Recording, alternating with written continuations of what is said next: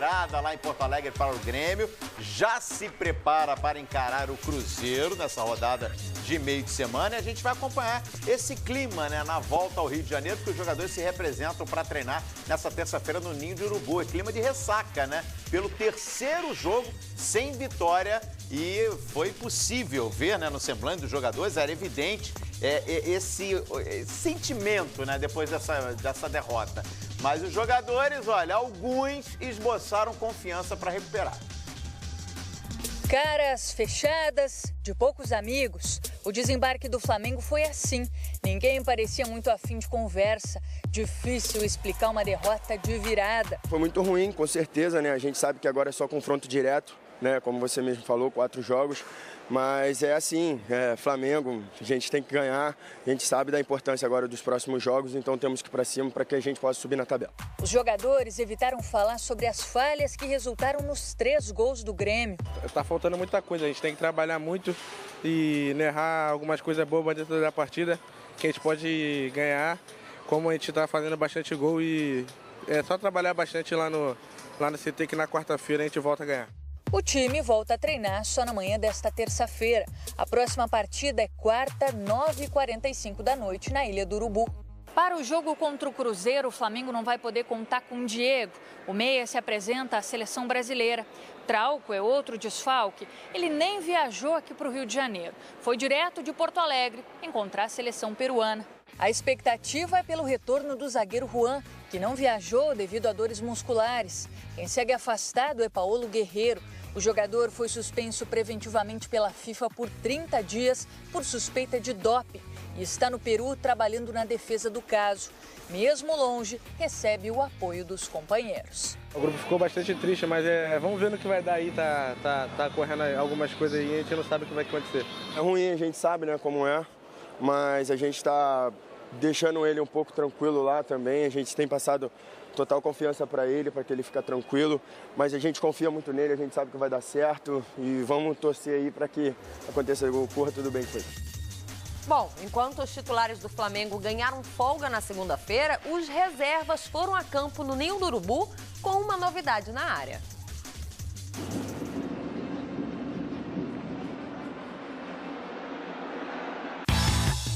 Sem Guerreiro suspenso preventivamente por 30 dias, o Flamengo promoveu o garoto Lincoln aos profissionais. O atacante de apenas 16 anos é considerado uma das promessas da base do clube, a mesma safra de Vinícius Júnior. Recentemente, Lincoln participou da campanha da seleção brasileira Sub-17, no Mundial da categoria na Índia. Com 3 gols, o atacante do Flamengo foi um dos destaques da equipe, que ficou com a 3ª posição. Mais um subindo da base. 16 anos, hein, Paulo Lima? O Real Madrid tá assim. E o Barcelona também, porque aí, onde o Real Madrid entra, o Barcelona quer, e onde o Barcelona entra, o Real Madrid também quer. Aí daqui a pouco vem algum outro e olho grande na molecada. Mas com essa bola que ele não renova ninguém, o futebol brasileiro não revela ninguém. Com essa bola que ele jogou no Mundial Sub-17, 3 gols lá na Índia, você acha que pode contribuir nessa reta final aí do Campeonato Brasileiro? Eu acho que é mais uma maneira de você dar espaço para aqueles que vêm da base. Eu acho que é isso que tem que acontecer. Reta final de Campeonato Brasileiro, o Flamengo tem como objetivo a Sul-Americana. Eu acho que nesse projeto sul-americano ele não se encaixa, mas no projeto buscar uma brecha na Libertadores da América e com a necessidade de uma renovação do time para a temporada de 2018, por que não? Agora, assim como o Vinícius Júnior já tem aí a sua vida definida, né? O Real Madrid fica aqui, não fica, vai mais um período, enfim, essas negociações que envolvem toda essa polêmica de abre janela, fecha janela, fica no Brasil, volta para lá, vem para cá, deixa mais um jogador desse crescer no time. É jovem, se avalia, encorpa, vivencia, dá experiência a ele. Agora o Flamengo precisa disso, botar para jogar no time de cima. E o Rueda tem feito isso com alguns jogadores. Tomara que ele também tenha essa oportunidade. Eu ia comentar exatamente isso com você, Paulo. O Rueda tem uma característica. Ele aproveita a molecada da base, ele olha com carinho. A gente vê como que o Paquetá cresceu no Flamengo com a chegada do Rueda. O Viseu voltou a atuar também. O Vinícius Júnior, que a gente ainda não entende muito porque que o menino entra pouco, mas o Rueda sempre atento com a molecada. Bom, Flamengo está na sua terceira derrota que você falou? Terceira partida sem Terceira vencer. partida sem vencer. Então vamos atualizar mais uma vez aqui a tabela do Campeonato Brasileiro, só para refrescar a memória, porque amanhã tem bola rolando, vai ter jogo em plena quarta-feira. Paulo Lima, o que chama mais atenção nessa primeira página é o São Paulo figurando entre os 10, né? Há muito tempo a gente não acompanhava isso. E até porque você vê exatamente que essa turma dos 42 pontos, 43 pontos, né? Tá todo mundo aí na expectativa do G9, né?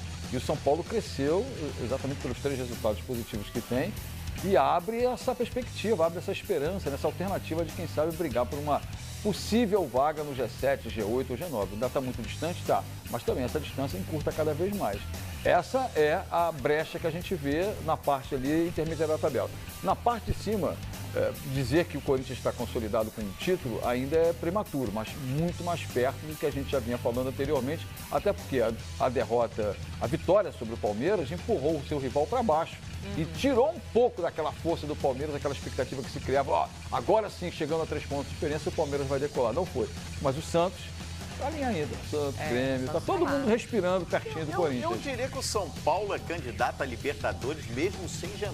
Olha. Até com G7, eu não sei, eu não descartaria o São Paulo não, porque time que cresce em reta de chegada Também tem isso. é aquele time que embala e atropela. É aquele time que embala e atropela. E o São Paulo cresceu, o fato é esse. O São Paulo cresceu, o Dorival Júnior encontrou uma equipe e a gente olha ali, ó, na matemática, são 4 pontos para o Flamengo, que hoje é o 7º colocado. Gente, isso aí pode se tirar em menos de 3 rodadas. Sim. São Paulo pode reverter. Quer dizer, eu não sei não, hein? Eu não descartaria São Paulo, não. De olho nos times do Rio, que voltaram à Libertadores esse ano com um peso maior. Pode ser, parece pelo menos ali que 2 nós iremos receber aqui na Casa da Libertadores. Ou até vem, os 3 mesmo, dependendo da sequência de resultados. É como se a gente está apostando no São Paulo, por que não apostar no Vasco? Claro. Sim, não, eu coloquei, ali tem 3, né, na sequência. Botafogo, Flamengo e Vasco, arriscaria pelo menos 2 cariocas aí. Vamos bater a chapa da próxima rodada? Vamos lá, com os próximos jogos. Coloca aí na tela, a rodada começa na quarta-feira, tem jogo também na quinta, né? Isso, exatamente. Vamos lá. A gente abre a 33ª rodada, Paulo Lima com Ponte e Grêmio no Moisés de Lucarelli, amanhã, 7h30 da noite. Teremos depois Avaí e Bahia na ressacada, Atlético Paranaense, o Furacão recebe o líder do Campeonato Brasileiro, recebe o Corinthians desfalcado. O Sport tem pela frente o Botafogo e o Flamengo na Ilha do Urubu recebe o Cruzeiro, 9h45. Esses são os jogos da quarta-feira à noite. E seguindo aí, ó, amanhã também, na quarta, teremos mais 2 jogos. Santos e Vasco, nesse mesmo horário, 9h45 da noite, Vitória e Palmeiras. Aí lá na quinta-feira, aí fechando essa 33ª rodada, São Paulo e Chapecoense, Atlético Mineiro e Atlético Goianiense, Fluminense e Coritiba, hein? Fluminense e Coritiba é jogo que promete. Coritiba recuperou. Tá lá embaixo na tabela, mas assim como eu falei de São Paulo, serve pro Coritiba. Parece que o Coritiba encontrou também a pegada no time aí, e ainda se criou muito aquela coisa, né, do Marcelo Oliveira vai ser demitido, né, porque o time não dava decolado, o time tava lá para baixo, tava na degola, encaixou bons resultados e é mais um que se aproxima para deixar a zona do rebaixamento cada vez mais longe. Só com uma observação ali no jogo São Paulo-Chapecoense, esse jogo vai ser no Pacaembu. São Paulo segue fora do Morumbi naquela sequência de 5 jogos. Bom, o segundo turno mostrou muita coisa no Campeonato Brasileiro, né? O Corinthians com rendimento, um aproveitamento baixíssimo, Botafogo foi líder muito tempo. Vamos atualizar a classificação do segundo turno e aí a gente consegue ter uma ideia melhor da crescente nessa reta final do Campeonato Brasileiro, porque mudou também a tabela na classificação do segundo turno. Coloca na tela pra gente, vamos lá. É o espelho, né? É o reflexo do que a gente estava falando aqui do São Paulo. A gente já vai colocar aí a classificação do segundo turno. São Paulo e Cruzeiro, né? São as equipes que estão brigando na ponta do segundo turno. Vê, Paulo... E a gente vê esse reflexo na tabela, né? Cruzeiro campeão da Copa do Brasil, não quer saber quem tá brigando ou não tá, Paulo Lima. E o São Paulo nessa crescente, olha lá. Os dois com 24 pontos. O Cruzeiro pega o Flamengo, né? Vem ao Rio de Janeiro, o Flamengo tá lá embaixo na 10ª colocação. E o outro jogo importante dessa rodada, são vários jogos importantes, como tem o Grêmio, né, com a Ponte Preta, mas também tem o Atlético Paranaense contra o Corinthians, que são clubes que não aparecem aí na primeira pontuação de tabelas do campeonato, né? Então você vê o Santos, que tem a possibilidade de jogar em casa, O Palmeiras, que mais uma vez aí está subindo de produção, mesmo com a derrota para o Corinthians. Mas a turma de baixo ali, ó, Chapecoense, Bahia,